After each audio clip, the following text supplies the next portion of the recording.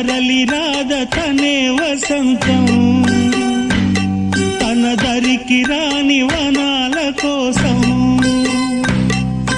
తరలి రాద తనే వసంతం తన దరికి రాని వనాల కోసం గగనాల దాకా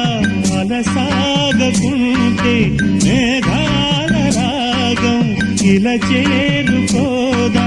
తరలి రాద తనే వసంతం తన దరికి రాని వనాల కోసం